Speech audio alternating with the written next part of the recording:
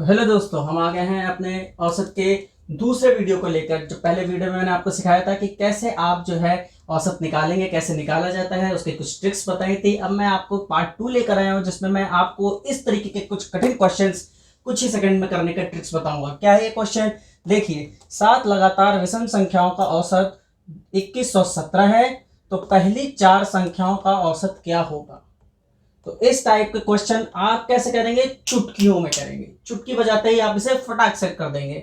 तो इस टाइप के इंटरेस्टिंग सवाल करने के लिए आप हमारे वीडियो के साथ बने रहिए। अभी तक अगर आपने हमारे चैनल को लाइक और सब्सक्राइब नहीं किया है तो हमारे चैनल को लाइक और सब्सक्राइब कीजिए और अपने उन दोस्तों को जरूर से फॉरवर्ड करिए जो कहीं पर कोचिंग नहीं पढ़ सकते हैं। उन्हीं लोगों के लिए मैं ये वीडियो बना रहा हूं कि अधिक से अधिक लोगों को इस वीडियो का फायदा मिले।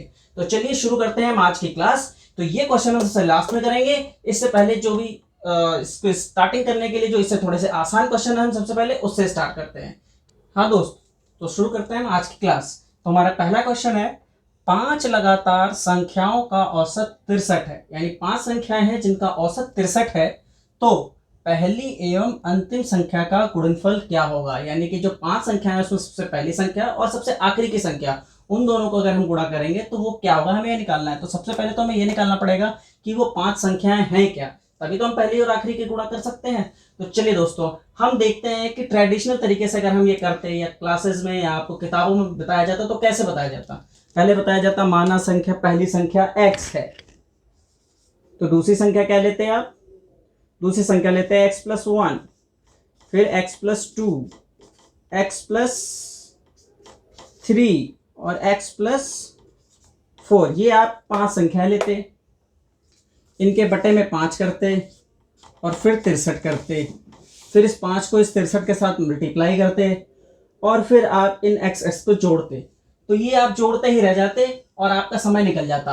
आपके सवाल में जो है 2 मिनट, 4 मिनट, 5 मिनट निकल जाते हैं, जो कि बहुत ही ज़्यादा कीमती होता है एग्जाम में। तो हम इस टाइप से नहीं करेंगे, क्योंकि मेरा ये पर्पज़ ही नहीं है कि आप लोगों का टाइम लगाया जाए। मैं आपको दिखाऊंगा इसकी शॉर्टकट तरीका कि इसको शॉर्टकट तरीके से कैसे किया जा सकता है। तो हम इसको ऐसे नहीं करेंगे। अब इसको शॉर्टकट बताने से पहले मैं आपको बताना चाहता हूं कि एवरेज होता क्या है एक्चुअली। जैसे 1, 2 और 3, इनका मुझे औसत निकालना है तो क्या करना होगा? 1 + 2 + 3 बटे में 3, यानी कि कितना आ गया ये? 3 3 6 बटे में 3, यानी कि 2। ठीक, इसी तरीके से आपका संख्या हो गया 1, 2, 4, 6, 8। ठीक है, तो ये कितनी संख्या होगी? 1, 2, 3, 4, 5। अगर इनका औसत निकालना था तो क्या हो जाता? 8 6 14, 14 और 4 18, 20 21, 21 बटे में 5, यानी कि ये कुछ वैसी संख्या हो रही है जो कट नहीं रही है।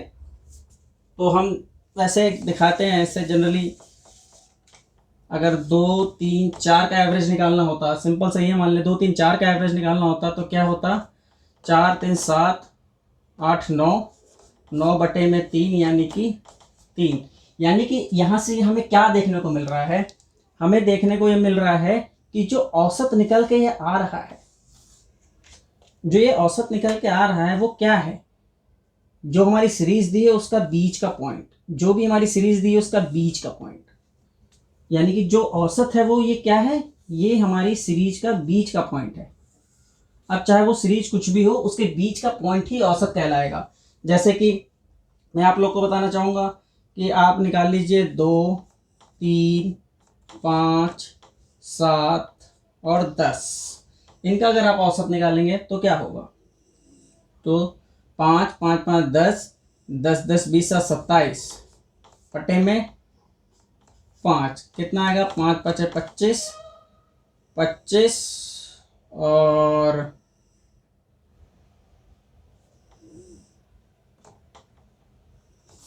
ये कुछ, तो ये कहीं यहाँ पे लाई करेगा, ये यहाँ पे, यानी कि ये इसके मिड पॉइंट पे कहीं पर आएगा। तो यानी कोई भी औसत होगा तो औसत हमारा उस सीरीज का बीच का पॉइंट होगा। सिर्फ एक ये बात याद रख लीजिए कि औसत आपका जो होगा इस सीरीज के दिए हुए सीरीज में बीच का नंबर ही होगा, बस हमें इतना ही याद रखना है। अब लीजिए भाई, इतना याद हो गया तो ये सवाल कुछ भी नहीं है आपके लिए, एकदम बेकार सवाल है। क्यों? क्योंकि इसने कहा है कि 5 लगातार संख्याओं का औसत 63 है। मैं मान लेता हूं कि ये जो औसत है ये 63 है। मान क्या लेता हूँ, सवाल में दिया हुआ है कि औसत 63 है।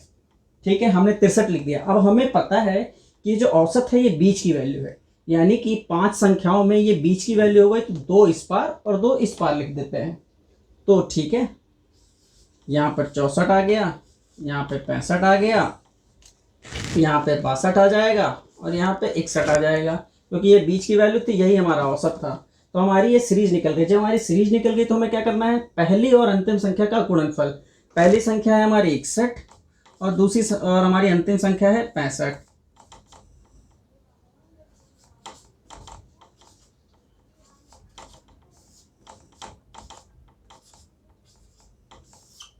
तो ये आपका आंसर आ गया। देखिए इसमें कुछ भी नहीं है, आपको आधे सेकंड के अंदर आपने निकाल के दिखा दिया कि भैया ये क्या संख्या थी। तो समझ रहे हैं आप ना कि किसी भी सीरीज में जो औसत होता है वो उसकी बीच की संख्या ही होती है। ठीक है, चलिए हम चलते हैं अब अगले सवाल की तरफ। 5 विषम संख्याओं का औसत कितना है, 113 है। तो क्या बताना है आपको, तो सबसे छोटी संख्या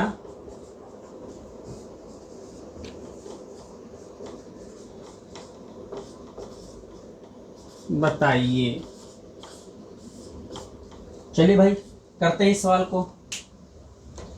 अगर हम ट्रेडिशनल मेथड से करेंगे तो आपको पता है कितना टाइम लगेगा, तो हम अपना ट्रिक अप्लाई करेंगे। ट्रिक अप्लाई करेंगे क्या मतलब, 5 विषम संख्याओं का औसत 113 है, तो यानी कि ये बीच में होगा 113। इसके बाद अगली कौन सी विषम संख्या आएगी, 115। इसके बाद अगली कौन सी विषम संख्या आएगी, 117। अब इसके इधर आ जाते हैं 111 एंड 109। हमारी पांचों विषम संख्याएं निकल आई हैं और इसमें बीच में 113 है। तो सबसे छोटी संख्या कौन सी हो गई, 109 हमारी सबसे छोटी संख्या हो गई और हमें यही निकालना था। देख रहे हैं आप, आपने सवाल देखा और आपने उसका आंसर निकाल दिया। तो ये बहुत ही आसान तरीका है किसी भी सवाल को करने का, और एग्जाम में हमें सिर्फ यही तरीका ही अपनाना है। इसके अलावा हम किसी और दूसरे तरीके पर नहीं जाएंगे। ठीक है, चलिए चलते हैं अगले सवाल की तरफ। अगर एग्जाम में जो सवाल आया हुआ था वो ये आया था कि इसमें दूसरी सबसे छोटी संख्या बताइए, तो आप दूसरी सबसे छोटी संख्या कौन सी होगी, ये होगी दूसरी सबसे छोटी संख्या। दूसरी सबसे छोटी संख्या, और क्या है सबसे बड़ी संख्या, ये होगी सबसे बड़ी संख्या। ठीक है, तो आपको कुछ भी पूछ ले आप बता सकते हैं। ये पूछ ले कि पहली संख्या और सबसे बड़ी संख्या का गुणनफल बताइए, आप बता सकते हैं। पहली संख्या और सबसे आखिरी संख्या का योग बताइए, आप बता सकते हैं। ठीक है, चलते हैं हम अब अगले सवाल की तरफ। और ये सवाल थोड़ा सा कठिन है, ज़्यादा नहीं।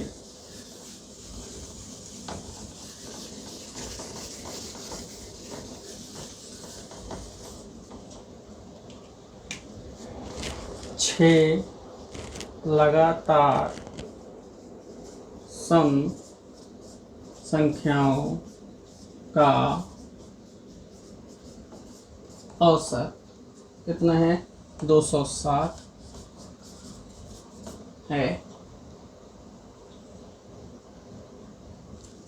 तो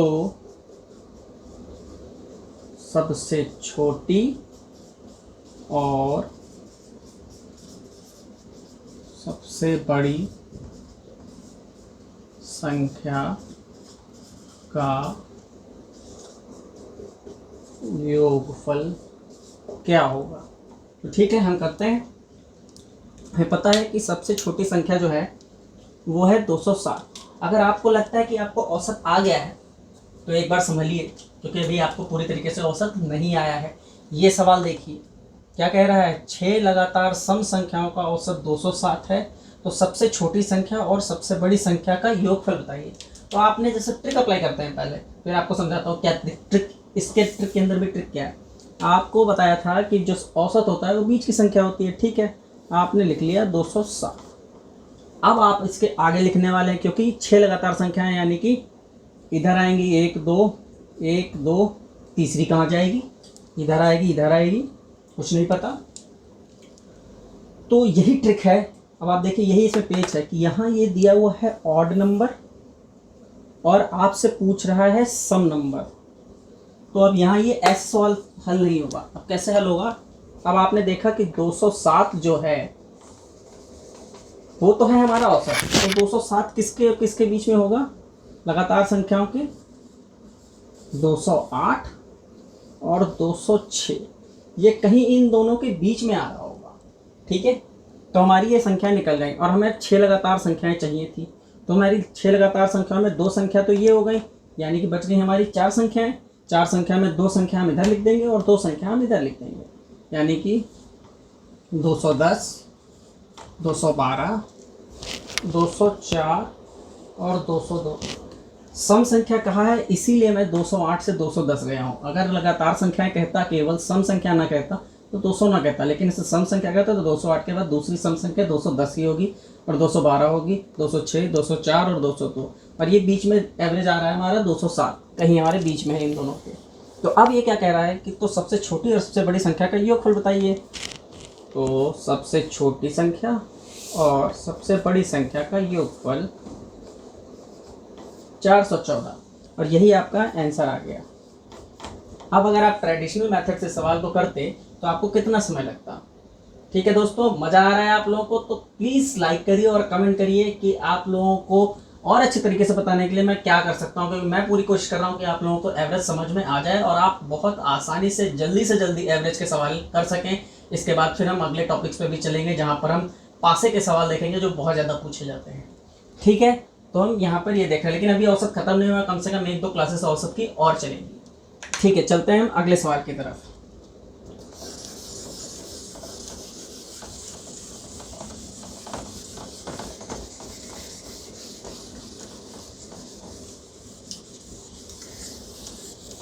अब हम उस सवाल को करेंगे जो मैंने स्टार्टिंग में सबसे पहले आप लोगों से कहा था कि ये सवाल है और आप लोगों को हल करना है। क्या सवाल है? 7 लगातार विषम संख्याओं का औसत, 7 लगातार विषम संख्याओं का औसत 2117 2117 है। तो पहली संख्या, तो पहली 4 संख्याओं का औसत क्या होगा? तो हमारा सवाल आप एक बार फिर से देखिए। 7 लगातार विषम संख्याओं का औसत 217 है, तो पहली 4 संख्याओं का औसत क्या होगा? तो हम अपनी ट्रिक अप्लाई करते हैं।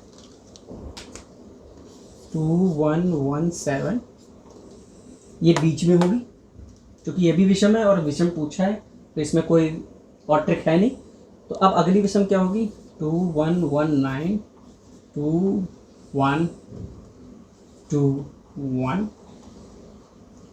कि 7 है तो ये बीच में है, तो इधर 3 आनी चाहिए, 2123, इधर आ जाएगी आपकी 2115 2113 और 2109। ये आपकी सीरीज बन गई। अब ये कह रहा है पहली 4 संख्याओं का औसत क्या होगा? तो हमारी पहली 4 संख्याएं ये हैं, ये हमारी पहली 4 संख्याएं हैं। तो इन पहली 4 संख्याओं का औसत हम कैसे निकालेंगे? तो अब हम अगर ट्रेडिशनल तरीके से निकालेंगे तो आपको पता है, पहले इसको 2109 प्लस 2113 प्लस 2115 और 2117 करेंगे, बटे में 4 करेंगे, फिर इनको हल करेंगे और फिर जो भी आएगा वो हमारा आंसर होगा। लेकिन जैसा कि मैंने बताया था कि हमें ये सब कुछ नहीं करना है। ये 4 संख्याएं हैं लगातार, ये 4 लगातार संख्याएं हैं। तो हमारा एवरेज कहाँ होना चाहिए? हमारा एवरेज होना चाहिए यहाँ इनके बीच में। तो हमारा क्या आएगा? 213 215 के बीच में 2114, यही हमारा आंसर हो जाएगा। अगर तो दोस्तों इस वीडियो को हम यहीं पर ख़त्म करते हैं, लेकिन आप लोग क्या करेंगे, आप लोग इस वीडियो को ज़्यादा से ज़्यादा शेयर करेंगे, ज़्यादा से ज़्यादा लाइक करेंगे और कमेंट करके बताएंगे कि आप लोगों को ये शॉर्टकट मेथड कैसा लगा। आगे अगले एपिसोड में पार्ट 3 में मैं आप लोगों के लिए लेकर आने वाला हूँ एज से रिलेटेड सवाल और कुछ इस टाइप के सवाल की एक विद्यार्थी आता है, 5 विद्यार्थी हैं, उनका औसत इतना है, 6ठा विद्यार्थी और ऐड हो जाता है तो उसका औसत इतना बढ़ जाता है, तो विद्यार्थी का वजन या विद्यार्थी की उम्र क्या होगी। तो इस टाइप के सवाल भी हम आपको आगे अगले पार्ट में लेकर आएंगे। तो आज के लिए हमारा इतना ही, अगले पार्ट में हम आपसे फिर मिलेंगे। आप लोग खूब दबाकर इसको जो है शेयर करिए और लाइक करिए, कमेंट करिए और उन दोस्तों तक जरूर पहुंचाइए जो कहीं कोचिंग पढ़ नहीं सकते, जिससे आप लोगों का कंपटीशन के एग्जाम्स में सवाल बहुत जल्दी से जल्दी सही हो जाए। तो दोस्तों आज के लिए इतना ही, थैंक यू।